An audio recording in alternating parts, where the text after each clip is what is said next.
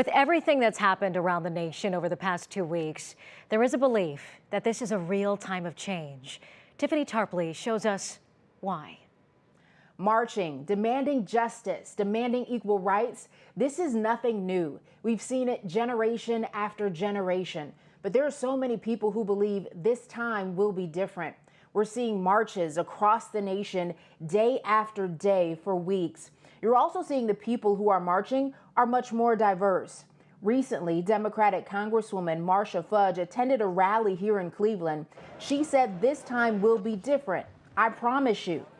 Those are strong words. With a Democratic-led House and a Republican-led Senate, I asked if she believes both sides will come together soon to create real change on a federal level. So change is coming because things are happening around what has happened. Not just people talking about it, things are doing something about it. My Republican colleagues are trying to figure out what kind of a bill can they put forward because they know that this is not going to stop.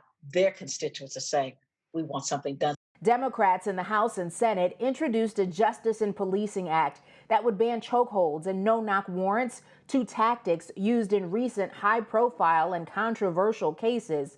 Fudge says it's important to have conversations. Not only that, but to hold our elected officials accountable. Tiffany Tarpley, 3 News.